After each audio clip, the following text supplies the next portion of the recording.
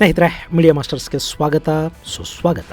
ಗೆಳೆಯರೆ, ಮೊನ್ನೆ ಇರಾನ್ ಪಾಕಿಸ್ತಾನದ ಮೇಲೆ ದಾಳಿ ಮಾಡಿದ್ದು ಮತ್ತು ಪಾಕಿಸ್ತಾನ ಇರಾನ್ ಮೇಲೆ ಪ್ರತಿ ದಾಳಿ ಮಾಡಿದ್ದು ಇದೆಲ್ಲ ನಿಮಗೆ ಗೊತ್ತಿದೆ. ಇರಾನ್ ಮಾಡಿದ ಆ ದಾಳಿಯ ಹಿಂದೆ ಕೇವಲ ಭಯೋತ್ಪಾದಕರನ್ನ ನಿಗ್ರಹಿಸುವ ಮತ್ತು ಪಾಕಿಸ್ತಾನಕ್ಕೊಂದು ಎಚ್ಚರಿಕೆಯನ್ನು ಕೊಡೋ ಕಾರಣ ಇತ್ತಾ, ಅಥವಾ ಇರಾನ್ ಈ ದಾಳಿಯ ಮೂಲಕ ತಾನು ಇಸ್ರೇಲ್ ಸೇರಿದ ಹಾಗೆ ಮಧ್ಯಪ್ರಾಚ್ಯದ ಯಾವುದೇ ದೇಶದ ಮೇಲೆ ಯಾವುದೇ ಸಮಯದಲ್ಲಿ ಬೇಕಾದರೂ ದಾಳಿ ನಡೆಸಬಲ್ಲೆ ಅನ್ನೋದನ್ನ ತೋರಿಸೋದಕ್ಕೆ, ಅಮೆರಿಕ ಹಾಗೂ ಅದರ ಮಿತ್ರ ದೇಶಗಳಿಗೆ ಎಚ್ಚರಿಕೆಯನ್ನು ಕೊಡೋದಕ್ಕೆ, ಹಾಗೆ ತನ್ನ ಬತ್ತಳಿಕೆಯ ಅತ್ಯಾಧುನಿಕ ಬ್ಯಾಲಿಸ್ಟಿಕ್ ಮಿಸೈಲ್ ಶಕ್ತಿಯನ್ನು ತೋರಿಸೋದಕ್ಕೆ, ಅದರ ವ್ಯಾಪಾರವನ್ನು ಹೆಚ್ಚು ಮಾಡಿಕೊಳ್ಳೋದಕ್ಕೆ ಪಾಕಿಸ್ತಾನದ ನೆಲವನ್ನ ಬಳಕೆ ಮಾಡ್ತಾ ಈಗ ಇಂಥದೊಂದು ಅನುಮಾನಕ್ಕೆ ಕಾರಣ ಆಗ್ತಾ ಇರೋದು ಮೊನ್ನೆ ಇರಾನ್ ಪಾಕಿಸ್ತಾನದ ಮೇಲೆ ಬಳಕೆ ಮಾಡಿದ ಮಿಸೈಲ್ ಖೈಬರ್ ಶೇಖನ್. ಹಾಗಾದ್ರೆ ಏನಿದು ಖೈಬರ್ ಶೇಖನ್? ಅದರ ಶಕ್ತಿ ಸಾಮರ್ಥ್ಯಗಳೇನು? ಈ ಮಿಸೈಲ್ಗಿಟ್ಟಿರುವ ಹೆಸರಿನ ಅರ್ಥ ಏನು? ಪಾಕಿಸ್ತಾನದ ಮೇಲೆ ದಾಳಿ ಮಾಡೋ ಮೂಲಕ ಇರಾನ್ ಇಸ್ರೇಲ್ಗೆ ಹೇಗೆ ಧಮಕಿ ಕೊಡ್ತಾ ಇದೆ? ಬನ್ನಿ ನೋಡೋಣ.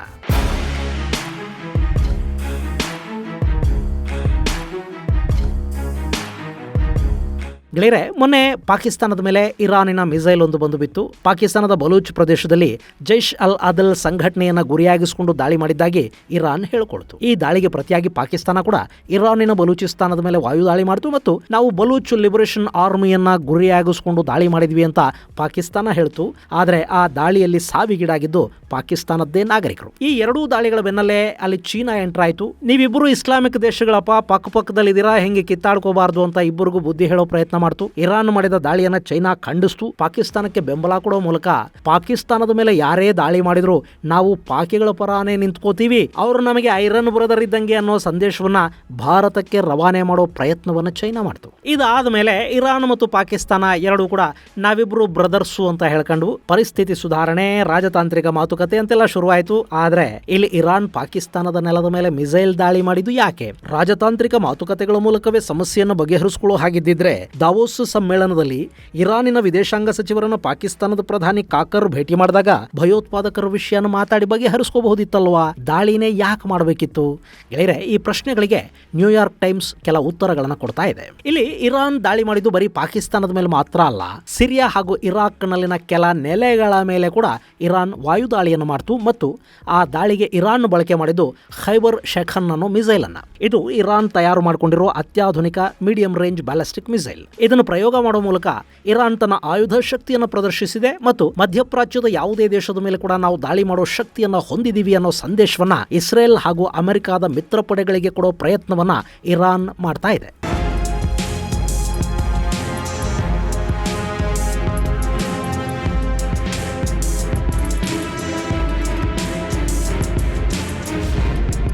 ಇಲ್ಲಿ ಖೈಬರ್ ಶೇಖನ್ ಅಂದ್ರೆ ಖೈಬರ್ ಬ್ರೇಕರ್ ಅಂತ ಅರ್ಥ. ಮಿಸೈಲಿಗೆ ಇಡಲಾಗಿರೋ ಈ ಹೆಸರು ಕೂಡ ಇಸ್ರೇಲ್ನ ಮತ್ತು ಯಹೂದಿಗಳನ್ನ ಗುರಿಯಾಗಿಸಿಕೊಂಡಿಡಲಾದ ಹೆಸರೇ. ಖೈಬರ್ ಅನ್ನೋದು ಇವತ್ತಿನ ಸೌದಿ ಅರೇಬಿಯಾದಲ್ಲಿನ ಒಂದು ಪ್ರದೇಶ. ಮದೀನಾದಿಂದ ಸುಮಾರು 150 ಕಿಲೋಮೀಟರ್ ವಾಯುವ್ಯಕ್ಕೆ ಈ ಖೈಬರ್ ಇದೆ. 7ನೇ ಶತಮಾನದಲ್ಲಿ ಅಂದ್ರೆ ಸಾಮಾನ್ಯ ಶಕ 628ರಲ್ಲಿ ರೋಮನ್ ಯುದ್ಧಗಳ ಕಾರಣದಿಂದ ಇವತ್ತಿನ ಇಸ್ರೇಲ್ ಹಾಗೂ ಪ್ಯಾಲೆಸ್ತೀನ್ ಪ್ರದೇಶದಲ್ಲಿನ ಜುದಾದಿಂದ ಸೌದಿ ಅರೇಬಿಯಾಗೆ ಒಂದಷ್ಟು ಮಂದಿ ಯಹೂದಿಗಳು ವಲಸೆ ಬಂದರು. ಹೀಗೆ ಬಂದವರು ಖೈಬರ್ ಅಲ್ಲಿ ವಾಸ ಮಾಡೋದಕ್ಕೆ ಶುರು ಮಾಡಿದ್ರು. ನಿಮಗೆ ಗೊತ್ತಲ್ಲ, ಯಹೂದಿಗಳಿಗೂ ಮುಸಲ್ಮಾನರಿಗೂ ಎಣ್ಣೆ ಸಿಗಕಾಯಿ ಸಂಬಂಧ. ಹೀಗಾಗಿ ಅಲ್ಲಿ ಯಹೂದಿಗಳು ನೆಲೆಸಿದ್ದಾರೆ ಅನ್ನೋದು ಗೊತ್ತಾದ ಕೂಡಲೇ ಮೊಹಮ್ಮದ್ ಪೈಗಂಬರ್ ನೇತೃತ್ವದ ಇಸ್ಲಾಮಿಕ್ ಸೇನೆ ಈ ಯಹೂದಿಗಳ ಮೇಲೆ ದಾಳಿಗೆ ಮುಂದಾಯಿತು. ಅವತ್ತು ಯಹೂದಿಗಳ ನೆರವಿಗೆ ಅಲ್ಲಿನ ಇನ್ನಿತರ ಇಸ್ಲಾಮೇತರ ಬುಡಕಟ್ಟುಗಳ ಸೈನ್ಯಗಳು ಬರಬೇಕಿತ್ತು. ಆದರೆ ಆ ಸೈನ್ಯ ಬರೋ ಮೊದಲೇ ಇಸ್ಲಾಮಿಕ್ ಪಡೆ ಅಲ್ಲಿ ದಾಳಿ ಮಾಡ್ತು.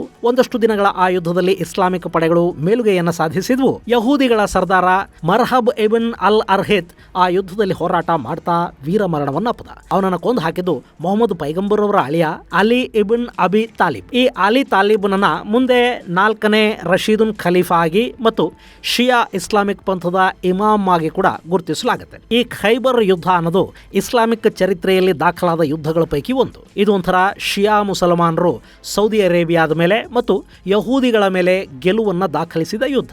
ಈ ಖೈಬರ್ ಪತನದ ನಂತರ ಅಲ್ಲಿದ್ದ ಯಹೂದಿಗಳ ಆಸ್ತಿಗಳನ್ನ ಮುಸಲ್ಮಾನರು ಕಿತ್ಕೋತಾರೆ. ಅಲ್ಲಿ ಯಹೂದಿಗಳು ಬದುಕಬೇಕು ಅಂದ್ರೆ ಅವರು ಜಜಿಯಾ ತೆರಿಗೆಯನ್ನು ಕೊಡಬೇಕು ಅನ್ನೋ ಕಾನೂನು ಜಾರಿಯಾಗುತ್ತೆ.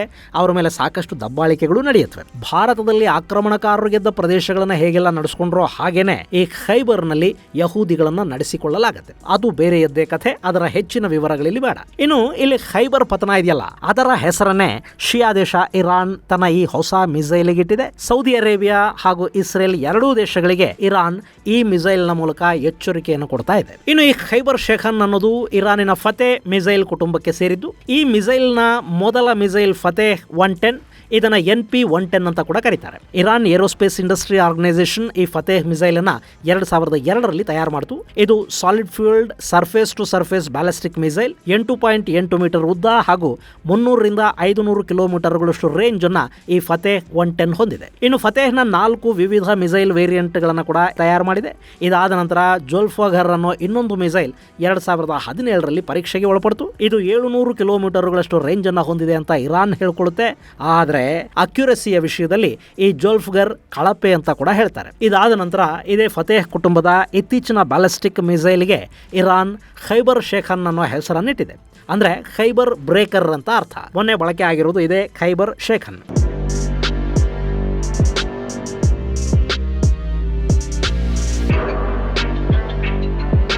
ಗೆಳೆಯರೆ, ಇದು 10.5 ಮೀಟರ್ ಉದ್ದ ಇದೆ, 80 ಸೆಂಟಿಮೀಟರ್ ಸುತ್ತಳತೆ ಹಾಗೂ 4.5 ಟನ್ ಅಷ್ಟು ತೂಕವನ್ನು ಇದು ಹೊಂದಿದೆ. ಸುಮಾರು 500 ಕೆಜಿಗಳಷ್ಟು ಸಿಡಿತಲೆಯನ್ನ ಹೊತ್ತೊಯ್ಯಬಲ್ಲ ಈ ಮೀಡಿಯಂ ರೇಂಜ್ ಬ್ಯಾಲಿಸ್ಟಿಕ್ ಮಿಸೈಲ್ ಸುಮಾರು 1450 ಕಿಲೋಮೀಟರ್ಗಳಷ್ಟು ಗುರಿಯನ್ನು ಹೊಂದಿದ್ದು ಮ್ಯಾಕ್ 3 ಸ್ಪೀಡ್ ಅನ್ನ ಇದು ಹೊಂದಿದೆ ಅಂತ ಹೇಳಲಾಗುತ್ತೆ. ಇಲ್ಲಿ 1450 ಕಿಲೋಮೀಟರ್ಗಳಷ್ಟು ಗುರಿ ಅಂದ್ರೆ ಮಧ್ಯಪ್ರಾಚ್ಯದ ಯಾವುದೇ ದೇಶ, Israel, Egypt, Saudi, UAE, Jordan, Turkey, Afghanistan, Pakistan ಹೀಗೆ ಯಾವುದೇ ದೇಶವನ್ನು ಬೇಕಾದರೂ ಈ ಮಿಸೈಲ್ ಮುಟ್ಟುತ್ತೆ. ಹಾಗೆ ಇರಾನ್ನಿಂದ ಯುರೋಪಿನ ಕೆಲ ದೇಶಗಳನ್ನು ಗುರಿಯಾಗಿಸಿಕೊಳ್ಳೋದಕ್ಕೆ ಕೂಡ ಇದರಿಂದ ಸಾಧ್ಯ ಆಗುತ್ತೆ. 2022ರಲ್ಲಿ ಈ ಮಿಸೈಲ್ ಅನ್ನ ಇರಾನ್ ತನ್ನ ಇಸ್ಲಾಮಿಕ್ ಕ್ರಾಂತಿಯ ವಾರ್ಷಿಕೋತ್ಸವದ ಸಂದರ್ಭದಲ್ಲಿ ಪ್ರದರ್ಶಿಸಿತು. ಇದು ನಿಖರ ಗುರಿಯನ್ನ ಮುಟ್ಟುವ ಸಾಮರ್ಥ್ಯವನ್ನು ಹೊಂದಿದೆ ಅಂತ ಹೇಳ್ತಾರೆ. ಇದಕ್ಕೆ ವಿಂಗ್ ಟಿಪ್ಸ್ ಅನ್ನು ಕೂಡ ಕೊಡಲಾಗಿದೆ. ಇದರಿಂದ ಮಿಸೈಲ್ ಲಾಂಚ್ ಆದ ನಂತರ ಅದನ್ನ ಮ್ಯಾನ್ಯೂರಿಂಗ್ ಮಾಡೋದಕ್ಕೆ ಕೂಡ ಸಹಾಯ ಆಗುತ್ತೆ. ಇದು ಸದ್ಯಕ್ಕೆ ಇರಾನಿನ ಬತ್ತಳಿಕೆಯಲ್ಲಿನ ಅತ್ಯಾಧುನಿಕ ಹಾಗೂ ಅತ್ಯಂತ ಬಲಿಷ್ಠ ಮಿಸೈಲ್ ಅನ್ನಿಸ್ಕೊಳ್ತಾ ಇದೆ. ಇದನ್ನು ಮಾರ್ಕೆಟಿಂಗ್ ಮಾಡೋ ಪ್ರಯತ್ನವನ್ನ ಇರಾನ್ ಮಾಡ್ತಾ ಇದೆ. ಹೆಜ್ಬುಲ್ಲಾಗಳಿಗೆ, ಹಮಾಸ್ ಉಗ್ರರಿಗೆ, ಯಮನ್ನ ಹೌತಿ ಬಂಡುಕೋರರಿಗೆ, ಹಾಗೆ ಅಗತ್ಯ ಬಿದ್ದರೆ ಮತ್ತು ಬೇಡಿಕೆ ಇದ್ರೆ ರಷ್ಯಾಗೆ ಕೂಡ ಈ ಮಿಸೈಲ್ ಅನ್ನ ಒದಗಿಸಿ ಕೊಡೋದಕ್ಕೆ ಇರಾನ್ ಸಿದ್ಧತೆಗಳನ್ನು ಮಾಡಿಕೊಳ್ತಾ ಇದೆ. ಹೀಗಾಗಿನೇ ಈ ಮಿಸೈಲ್ ಪರೀಕ್ಷೆಯನ್ನ ಪಾಕಿಸ್ತಾನದ ಮೇಲೆ ಇರಾನ್ ನಡೆಸಿದೆ ಅನ್ನೋದು ನ್ಯೂಯಾರ್ಕ್ ಟೈಮ್ಸ್ ಮಾಡಿರೋ ವರದಿಯ ಸಾರಾಂಶ. ಗೆಳೆಯರೆ, ಇಲ್ಲಿ ಅಮೆರಿಕ, UK, ರಷ್ಯಾ, ಇಸ್ರೇಲ್ ಮುಂತಾದ ದೇಶಗಳು ತಯಾರು ಮಾಡುವ ಮಿಸೈಲ್ಗಳು ಹಾಗೂ ಇನ್ನಿತರ ಆಯುಧಗಳಿಗೆ ಮಾರುಕಟ್ಟೆಯಲ್ಲಿ ಬೇಡಿಕೆ ಇದೆ. ಯಾಕೆ ಅಂದ್ರೆ ಆ ಆಯುಧಗಳು ಗುಣಮಟ್ಟವನ್ನು ಹೊಂದಿರುತ್ತವೆ. ಆ ದೇಶಗಳಿಗೆ ಅತ್ಯುತ್ತಮ ಆಯುಧಗಳನ್ನು ತಯಾರು ಮಾಡುವ ಇತಿಹಾಸ ಇದೆ, ಹೆಸರು ಕೂಡ ಇದೆ. ಹೀಗಾಗಿ ಅವರು ತಮ್ಮ ಆಯುಧಗಳ ಶಕ್ತಿಯ ಬಗ್ಗೆ ಸುಮ್ಮನೆ ಹೇಳ್ಕೊಂಡ್ರು ಸಾಕು, ಅವು ಖರ್ಚಾಗಿಬಿಡುತ್ತವೆ. ಆದರೆ ಹೊಸ ಆಯುಧ ತಯಾರಕರಿಗೆ ಅಂಥ ಅವಕಾಶಗಳು ಕಡಿಮೆ. ಅವರು ಆಯುಧಗಳನ್ನ, ಅವುಗಳ ಶಕ್ತಿಯನ್ನ ಸಾಬೀತು ಮಾಡ್ಕೋಬೇಕಾಗಿ ಬರುತ್ತೆ. ನಿಮಗೆ ನೆನಪಿರಬೇಕು, ಇತ್ತೀಚೆಗೆ ಭಾರತದ ಬ್ರಹ್ಮೋಸ್ ಮಿಸೈಲ್ ಮಿಸ್ಫೈರ್ ಆಯಿತು. ಅದಕ್ಕೆ ಯಾವುದೇ ಸಿಡಿತಲೆಯನ್ನ ಜೋಡಿಸಿರಲಿಲ್ಲ.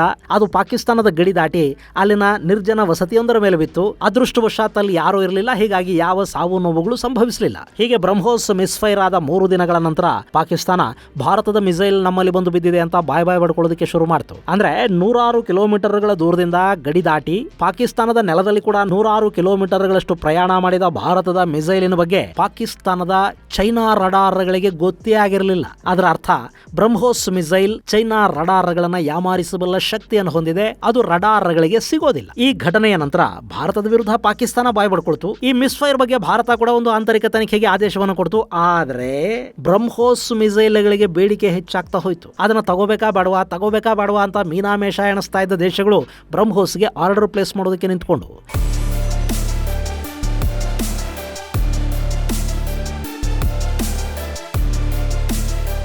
ಇನ್ನು ಇರಾನ್ ಕೂಡ ಈಗ ತನ್ನ ನೆಲದಲ್ಲಿ ಉಗ್ರ ಚಟುವಟಿಕೆಗಳನ್ನು ಮಾಡ್ತಾ ಇರೋ ಕೆಲ ಸಂಘಟನೆಗಳನ್ನು ಗುರಿಯಾಗಿಸಿಕೊಂಡು ಪಾಕಿಸ್ತಾನ, ಇರಾಕ್ ಮತ್ತು ಸಿರಿಯಾಗಳ ಮೇಲೆ ದಾಳಿಯನ್ನು ಮಾಡಿದೆ. ಇರಾಕ್, ಸಿರಿಯಾ ಬಿಡಿ, ಅಲ್ಲಿ ಯಾವಾಗಲೂ ಸಂಘರ್ಷ ನಡೀತಲೇ ಇರುತ್ತೆ. ಆದ್ರೆ ಪಾಕಿಸ್ತಾನದಲ್ಲಿ ಚೈನಾ ಕೊಟ್ಟಿರೋ ರಡಾರ್ಗಳಿವೆಯಲ್ಲ, ಅವುಗಳಿಗೆ ಈ ಖೈಬರ್ ಬರ್ತಾ ಇರೋದು ಗೊತ್ತೇ ಆಗಿರಲಿಲ್ಲ.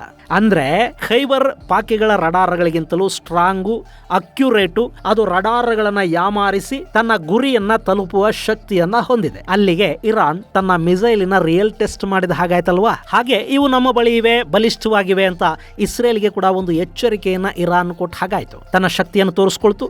ಕೆಲಸ ಮುಗಿದ ಮೇಲೆ ಪಾಕಿಸ್ತಾನ ನಮಗೆ ಬ್ರದರ್ ಕಂಟ್ರಿ ಇದ್ದ ಹಾಗೆ ಮಾತುಕತೆಯ ಮೂಲಕ ಸಮಸ್ಯೆಯನ್ನು ಬಗೆಹರಿಸ್ಕೊಳ್ಳೋಣ ಅಂತ ಹೇಳ್ತು. ಹಾಗಾದ್ರೆ ಇಲ್ಲಿ ಪಾಕಿಸ್ತಾನದ ಪರ ಮಾತಾಡಿ ಚೈನಾ ಮೂರ್ಖ ಆಯ್ತಾ?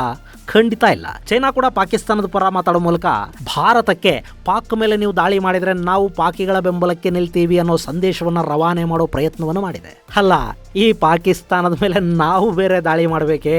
ಅವರು ಅವರವರೇ ಬಡದಾಡ್ಕೊಂಡು ಸಾಯ್ತಾ ಇರುವಾಗ, ಬಡತನ ಅನ್ನೋದು ಆ ದೇಶವನ್ನ ಕಿತ್ಕೊಂಡು ತಿಂತಾ ಇರುವಾಗ, ಭಯೋತ್ಪಾದನೆ ಆ ದೇಶದಲ್ಲಿ ತಾಂಡವ ಆಡ್ತಾ ಇರುವಾಗ, ಅಲ್ಲಿನ ಜನನೇ ಆ ದೇಶವನ್ನ ಇನ್ನೆರಡು ಭಾಗ ಮಾಡೋದಕ್ಕೆ ಸಿದ್ಧ ಆಗಿರುವಾಗ ಭಾರತ ಅವ್ರ ಮೇಲೆ ದಾಳಿ ಇನ್ಯಾಕೆ ಮಾಡಬೇಕು? ಭಾರತ ಇದೆಲ್ಲವನ್ನ ನೋಡಿ ನಗುತ್ತಾ ಇದೆ ಅಷ್ಟೇ. ಇದು ಗೆಳೆಯರೆ, ಇರಾನ್ ತನ್ನ ಮಿಸೈಲ್ ಶಕ್ತಿಯನ್ನು ಪಾಕಿಸ್ತಾನದ ನೆಲದ ಮೇಲೆ ಪ್ರದರ್ಶಿಸಿದ ಕಥನಕ್ಕೆ ಸಂಬಂಧಪಟ್ಟ ಒಂದಷ್ಟು ಮಾಹಿತಿ. ಮುಂದಿನ ಸಂಚಿಕೆಯಲ್ಲಿ ಮತ್ತಷ್ಟು ವಿಶೇಷಗಳ ಜೊತೆ ಮತ್ತೆ ಭೇಟಿಯಾಗೋಣ. ಅಲ್ಲಿವರೆಗೆ ಜೈ ಹಿಂದ್, ಜೈ ಕರ್ನಾಟಕ.